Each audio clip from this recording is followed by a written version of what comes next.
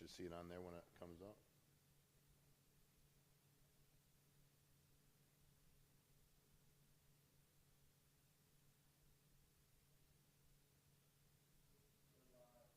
We're live? You're sure we're live? Even though I can't see it on there, you can see it on there? I believe you, but...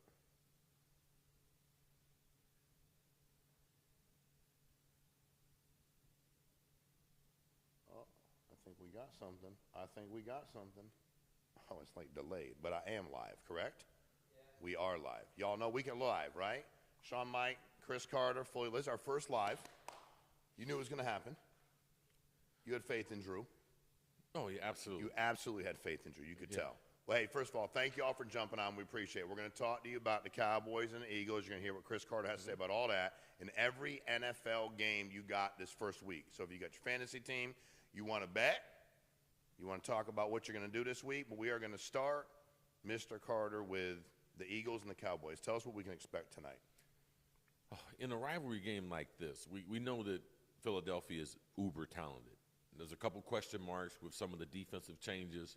You know, who are they going to go to for a pass rush, especially on the outside, you know, losing the two guys that they did, one to retirement, one to free agency, Brandon Graham to retirement.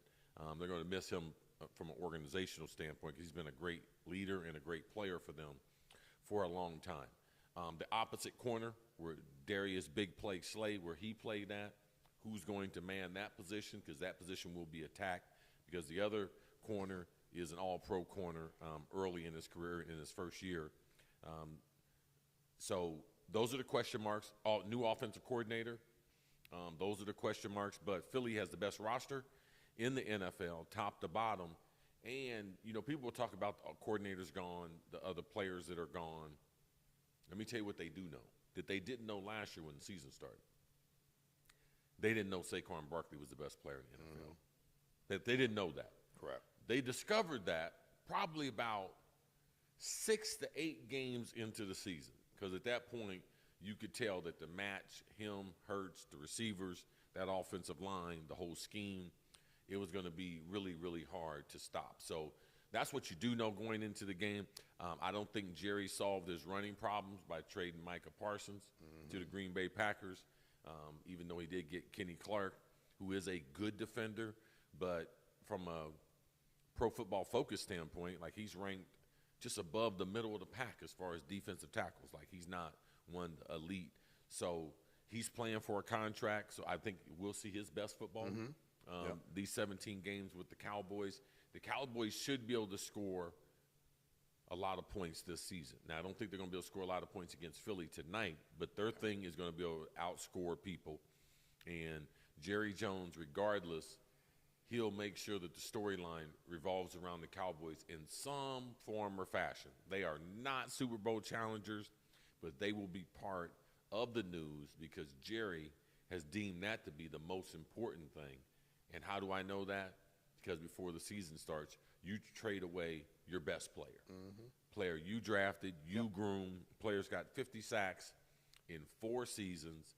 Like, it does not make sense unless there's something behind the scenes that we don't know about, him as a teammate, something like that, because the football part doesn't make sense. So Philadelphia Eagles starting out, not one time in 21 years has anyone in the NFC East repeated and won the division.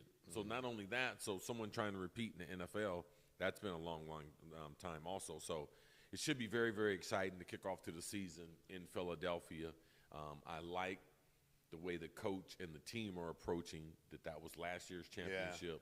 We're on a new journey. So it's going to be very, very exciting. But Philadelphia is uber talented. But they will go through some struggles as which they've gone through the last couple years. Last year, they had answers to all the problems, all the questions that were asked. They had all the answers, and their defense and their front seven was unstoppable, unmatchable. Yeah. Well, and to your point, they ain't worried about a banner. They ain't worried about celebrating. Last year was last year, and they want to start playing football now. Yes. So that's a team you may want to stay out of their way. So let's talk about Micah Parsons, and let's talk about the Packers and the Lions. If you were the coach of the Lions, you hoping that you see Micah Parsons on the field? I hope he does play. Okay. I hope he does play for a number of reasons because I'm going to be playing against him twice for a long period of time, given the contract they gave him, given Detroit, they're bitter rivals. And our whole mantra from an organizational standpoint is we got grit and we're physical. They go for it more than any team on fourth down. We've seen that the last several years. And, I mean, they literally are – them in Philadelphia, I mean, they when they get off the bus, I mean, they are trying to bang you. And they are trying to bruise you. So Micah Parsons missed all of camp. He's seen 2 doctors. Both doctors said he did have some type of back issue. He did. And when you're talking about getting some type of epidural – well, the first doctor said that the MRI was clean, but there was a little disc. And the second one said that he potentially could need some type of injection. And no one's taken an epidural injection in their back before an NFL game unless it's forced, unless you really, really have to. Now, I saw J.J. Watt, who's calling games now for CBS, and he watched Michael Parsons in practice. And he's had tremendous back problems, and he's been a great player. So, hey, let's listen to him, see what he's got to say. He was saying the way Michael moved and the way he hit the sled and lifted off the sled, that he believes he's going to be able to play and not get some type of injection because you wouldn't be able to hoist that type of weight, especially above your head. Correct. And he said he's had epidurals in the season, and, they do help. He said drugs are good. They'll last you a couple hours during the game. They do help, but when you've missed all of camp, your body is not ready for, especially not the Detroit Lions. Like how many snaps could he play? 50. How many snaps could he play? I would try to play him third down specifically. I would play him in the red zone, and I would see how he did in those situations in the first half. And then I would reanalyze it at halftime to see, am I going to add to that? Do I need to take something away, or status quo? Let's continue to play that. But I think in those situations, especially with the crowd noise, and as a pass rusher, you got 2 things to do: set the edge, don't let them run. Okay, which makes it easy sometimes because they can run inside of you. And get to the quarterback. And you can go outside, inside. We don't care. You're a marquee guy. We don't care. They say don't lose contain. The marquee pass rushers lose contain a number of times during the game because they got free will. Because they sat the quarterback on occasion and they bring him down. So let's see if he's going to play. And it's going to be a long season. In Detroit, to me, Detroit and Philadelphia are the 2 teams that, if I thought about it, something, San Francisco, that I might say, something, I'm going to come back the next week, especially if I had a back problem, and especially missing all the practice time that he missed. Okay. Well, let's go over it again. Let's go over the first week. You already picked these the other day. Okay. But I want to go over them. And if y'all got any comments, any questions, we'll answer them before we get done here tonight. So I'm going to start with New York at Washington. You took Washington. You still feel strong about Washington. No concern they can't beat the Giants. Did LT and some other people come out of retirement? LT's still retired Phil as far as I know. Okay. Phil Sims is retired. I think they're all still – I don't think nobody came out of retirement. Mark Bavaro. Bavaro, he's still retired. Okay. No, and the running backs they had are still retired, so you're good. Your boy Barber, he's still retired. Carolina at Jacksonville. You got Jacksonville. Yes. Okay. Tennessee at Denver. You got the Broncos. Yes. Okay. San Fran at Seattle. You got San Fran. Yes. They're the best team in that. Yes. Now we got now that you got Micah Parsons at Green Bay. You want to change? You had Detroit at Green Bay. You got Detroit. Detroit at Green Bay. You took Detroit before. It was before they had Micah though. If he plays, I'm going to take Detroit. I'm still going to stick with Detroit. Yes. Okay. Houston at LA. I think I might have taken Houston. You did. But and that's only because Matthew Stafford missed all the training camp. Got it. So that's a tough one there. Okay, you go either way on that. I'm going to go with Houston, though. Okay. Baltimore at Buffalo. You took Baltimore. It's a tough. I like them on the. I believe this could be a magical year for Baltimore. Okay. All right. You got your Vikings at Chicago. You took Minnesota. Mm-hmm. All right. And we got who you take tonight. Dallas at Philly. I'm going to take Philly to win the game. Dallas is going to cover. Okay, we'll get to that. We're going to have 3 picks. You can bet on three of your Cris Carter picks. Now, be clear. Hot. You hot, all right. You last pick you gave me was 0 for 1. But I was already 1 for 8. No, 1 for 9. I had a bad weekend. But you're college like a football. bad gambler, though. You never No, tell I'm good. me. No. You never tell me, hey, man, Chris, man, I hit that one, that tip you gave me. No, I do tell you. When you've given me tips, I've told you. But when you give me tips, You don't that say it come in the same type of tone voice. That's true. I don't. You're right. I expect like 8 winners for every loss. I'm a little bit hard. That's right. Like you said about Drew. I've given you a couple layups, too. And I've given you the best advice. Stop gambling. You'll make money. That is that's a good couple of years. This first weekend started. But you are right. That's what I should do. Kansas City at L.A. You got L.A.? No, you couldn't have picked L.A. Mike got to be wrong on this. You picked Kansas City, right? You couldn't pick Chargers. You couldn't pick it. You picked Kansas City. Yes. Okay, good. No, I didn't. I picked L.A. You did. Yeah, physicality. I think it's going to take some time for Kansas City to put it together. Okay. And they're going to miss Rice as a receiver. Okay. Kansas City is going to be a better team down the stretch than we're going to see these first 4 weeks. Okay. Tampa Bay at Atlanta. You heard it here. You got Atlanta. Yes, even though Tampa is a better team. I'm going to take Atlanta opening up at home. Michael Got it. Pence. The Michael Pence era is open. You excited about that?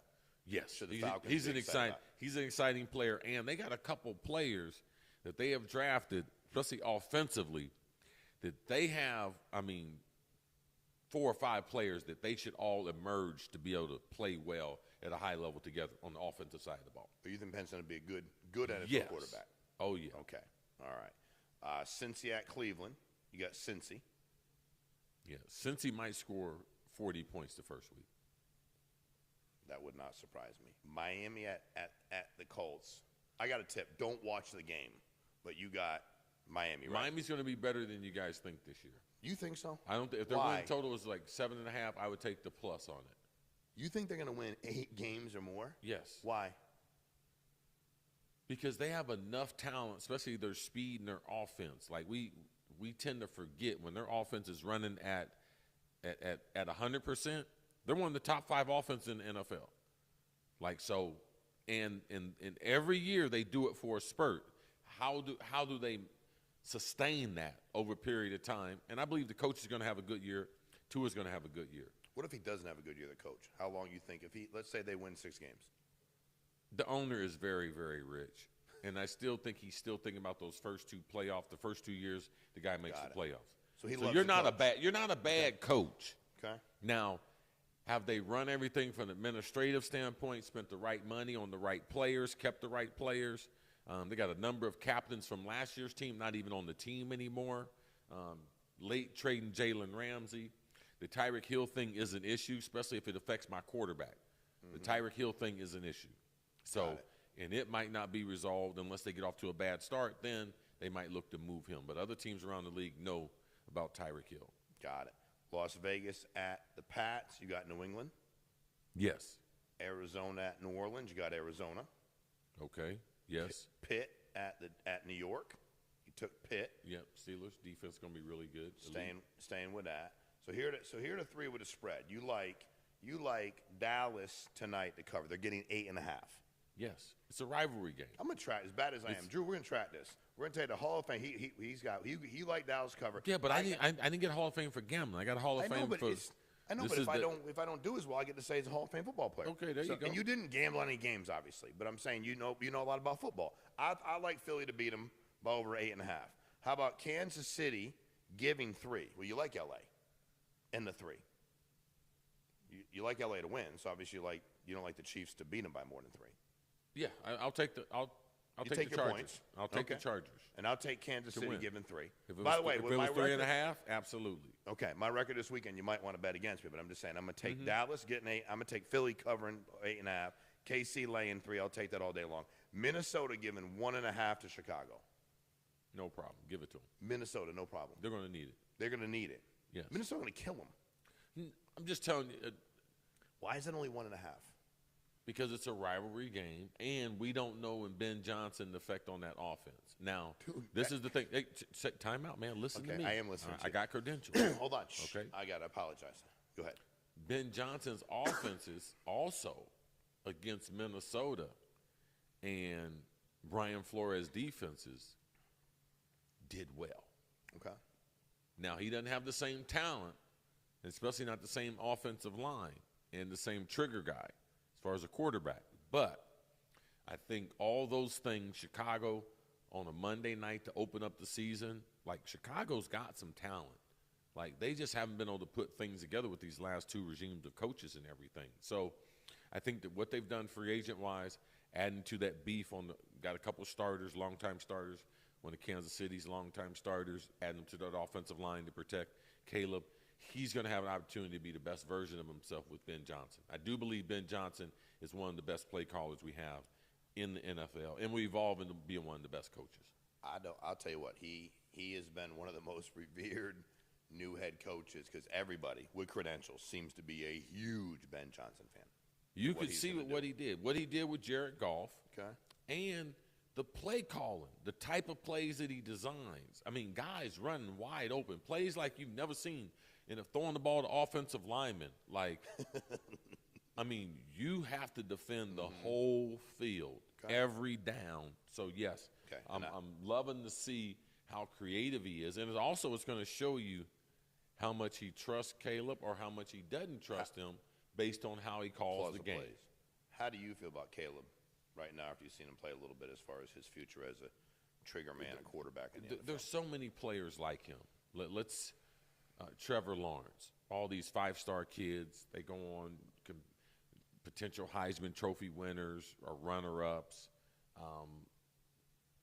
and then they get drafted. And they get drafted to the worst franchises, the teams that are loose. That's the reason why they get drafted there. And if they don't have the right offensive system, the personnel around them earlier in their career, their career could go and never recover. You know, Baker Mayfield had some success, then he struggled, and now his career's recovered, but he's in Tampa Bay. He's been on several teams.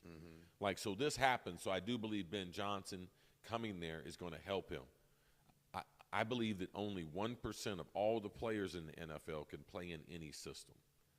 And those are the freaks. Those are the Lawrence Taylors.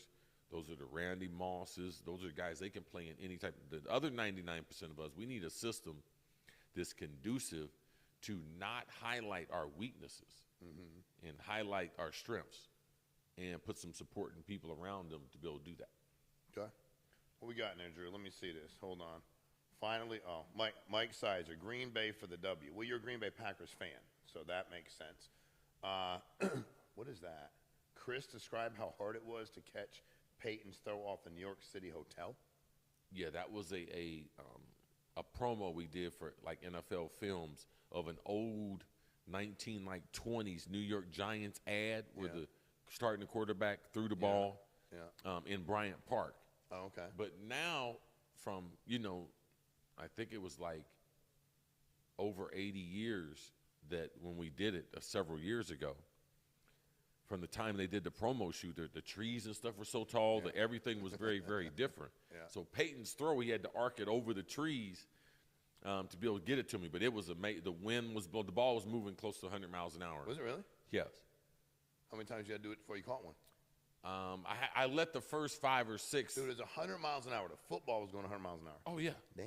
Okay. Yeah, it's traveling. Oh, yeah. So you had the first 5 or 6 to watch it. Yeah, I had just and watch how it was dropping, and I had a helmet on, and that was one of the first things I determined that I definitely can't catch it with the helmet being on, like a regulation NFL helmet. But you couldn't. No, so they had to call the lawyers. They had because we had signed you off hit on. By 100-mile-an-hour football, you be messed up. You be more and messed up than you are now. That's what they were saying. Well, we're so worried because you signed something with the helmet on, and I got an old helmet from a leather helmet. One of the old school ones. And then I signed some waiver and everything. I wouldn't sue him and everything. I said, listen, let me tell you something. A lot would have to happen for that ball to hit me in my damn head. I mean, you might drop it for it hit you in the head, though. I mean, come on. Yeah. So you do catch them for a living. living. Very difficult. You do catch them for a living. I caught it barely off the ground. The first one, Really? Yeah. All right. Well, good stuff. That's an interesting question. Let's see. Yeah, good question. Finally, good question. You guys are live. We are live. You guys have an early morning feel. I would love for you guys to stream the AM 7 or 8. Listening to this while going to work would be a joy. Well, we can't promise you we'll do that, but we will be live once a week. Okay, but I like the request. That is a good request. Yeah. I don't mind getting up in the morning. You get up in the morning. I would prefer getting up doing a live stream in the morning than doing a stream with the games. Yeah, I know you would. Because you're competing against a lot of different things. Okay, we should be competing. We better than they are. All right, how about this one? Let's see. Fantasy football quarterbacks. Hurts, Darnold, or Stroud, who would start this week? Either Stroud or Hurts. I like Jalen going against the Cowboys. The Cowboys defense. Got it. So put Jalen in tonight. Yes. Ricky Harden. Compared to going against the Rams defense, the Rams got some pass rushers. Okay. Ricky Harden, love the podcast, huge CC and Viking fan living in Texas. How difficult will it be for Adam Thielen to get comfortable and reintegrated into the Vikings offense? Will he be on a snap count Monday? He'll probably be on a snap count, but it won't take him long because he spends a lot of time around the Vikings players in the offseason. He still has a home right there close to the Vikings facility. Actually, when I was up there before training camp and the opening of training camp, working out with Justin Jefferson and some other players, college players, NFL players, Adam Thielen was at the field. So I talked to him there. And to be able to come back home, he's from Minnesota, to be able to end his career with the Vikings, a great franchise. He was on his last year of his contract in Carolina. Carolina's not going anywhere. That was a great call to get that call before the season with the Vikings, and like to have that type of pressure on him to be opposite of Justin Jefferson, because Jordan Addison suspended for the first 3 games.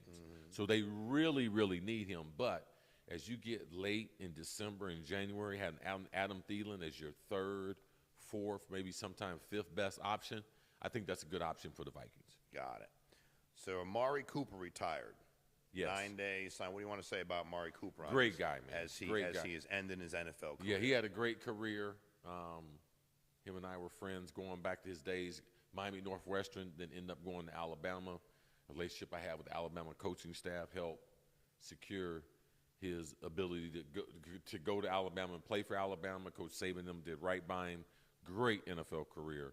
Had 10 years, over 10,000 yards, I think he had 700 catches. Yeah. Good career. Good. Made a lot of money. Great guy. So Alabama. Happy for him. So happy. Congratulations. Alabama. Is this the beginning and the end for Alabama? I mean, the end of this massive dynasty where we're going to bore everybody. Oh, no, that's definitely that's over with. That's over. The dynasty. Well, over. that ended even before he came in the building. That ended when Nick left. Okay.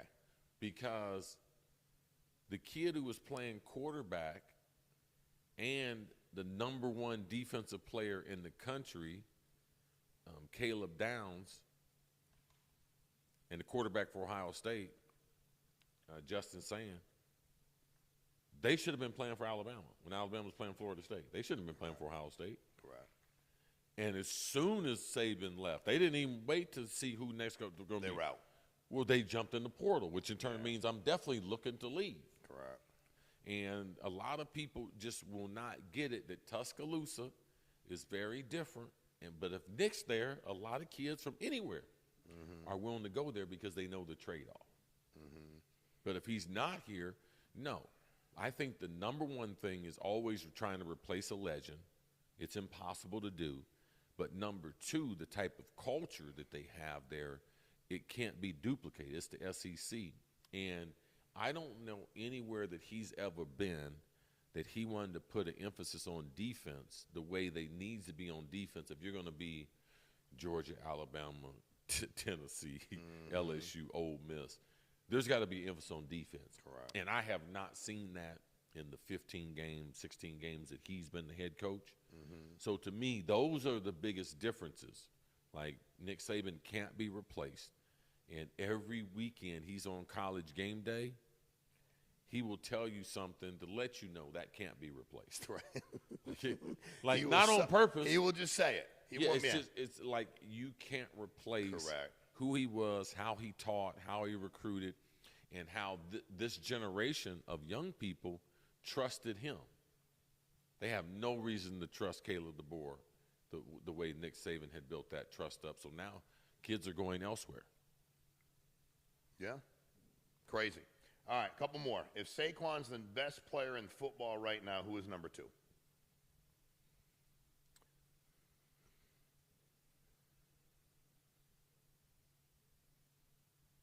Saquon, Lamar. Lamar, okay.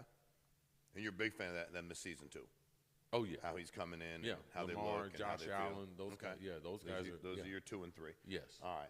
Live from H-Town. Hey, Chris, does Mike Evans get 12 consecutive 1,000 receiving yards to break Jerry Rice's record?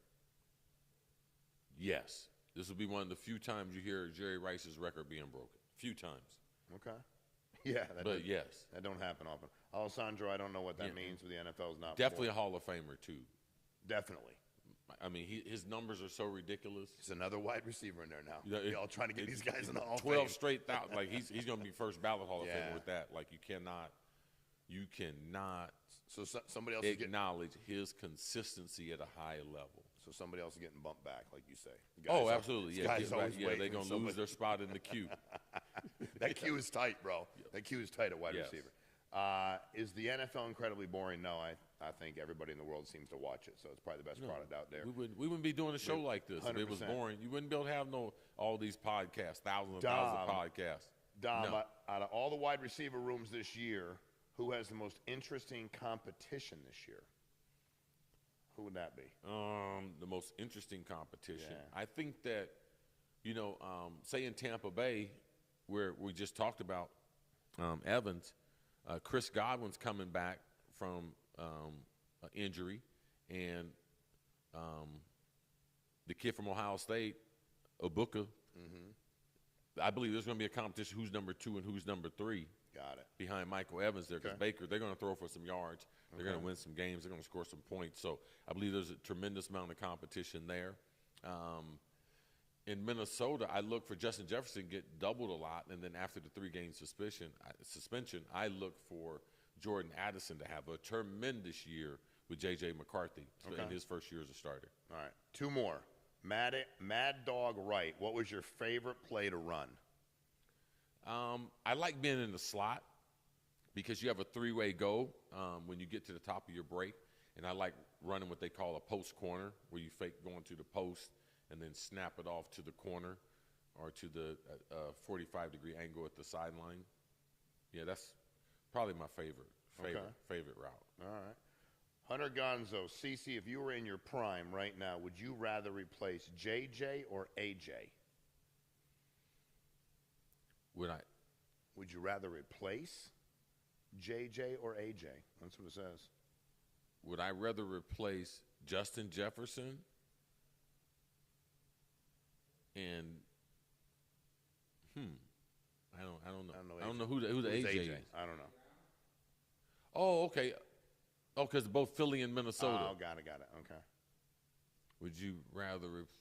Neither one of them. Both of them are doing great. You play with that. You play with anybody. Yeah, I'd rather probably still be in Minnesota, because Minnesota throws the ball more than Philly. This is how the Cowboys. Do Cowboys says your sound's bad. Worry about your Cowboys. The sound may not be good, but I'm just saying, worry about the Cowboys. Dude, I'm not trying to be funny. Go watch a game and worry about them. Worry about the motherfucking Cowboys. No problem. But thanks for the tip, though. We'll work on the sound. No, yeah, but still worry about the Cowboys. Their game is bad. Steven, how out of hand have fans gotten about asking for autographs and selfies? I don't think fans have gotten out of hand. I think the overall popularity is part because people love the game. Now, I'm not going to put myself in a situation that I'm going to be signing autographs out in public at a whole bunch of places, but just randomly as people come up, I typically am very, very cordial as far as time and appreciate the fandom and the support that I've had on and off the field throughout my, decades of being associated with the National Football League. So that goes hand in hand. And if you don't want to sign autographs or engage with people, guess what you can do? Stay home. No one's there. You ain't got a problem if you stay home. Nobody home. Comes to your house getting autographs. Yeah, no one will bother you. All right. Is the Chicago Bears a playoff team, or will Chicago be picking another quarterback next year? Chicago won't be picking a playoff. I mean, they won't be picking a quarterback next year, but I don't think they're a playoff team because there'd be four teams in the division in the playoffs. Because I do believe that the Packers, the Lions, and the Vikings are all playoff teams, just like last year. Okay. Last question. Jones, the comedian. Hey, guys, I think the league scheduling a Week 1 divisional game out of the country in Brazil is diabolical. What do you think? I don't know about diabolical because guess what? Guess what those two I like owners that, diabolical. Yeah, guess what the two owners did?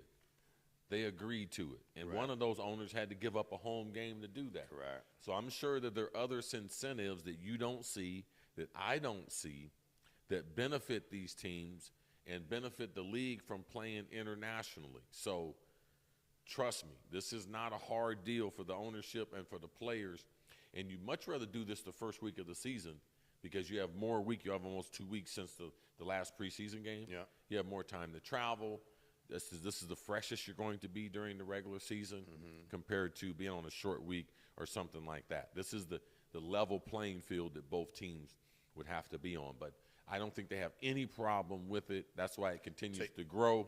We're going to Ireland this year. Yeah. I'm actually traveling with the Vikings this year to London when they play the Browns. Nice. Yeah, so the international series is working. You know what's diabolical? The money they make. That's diabolical, the NFL money they make. Well, hey, listen, man, that is our time tonight. Appreciate you, Cris Carter. Appreciate you all for getting on. We'll be live every single week. Hey, and if you don't, hey, every Monday night, 7 p.m. Eastern, we drop the podcast, new podcast. You hear what we talk about? It's going to be NFL football, some college. You don't want to miss it. Cris Carter, Shawn Meaike, Fully Loaded. We'll see you all next week. Appreciate you.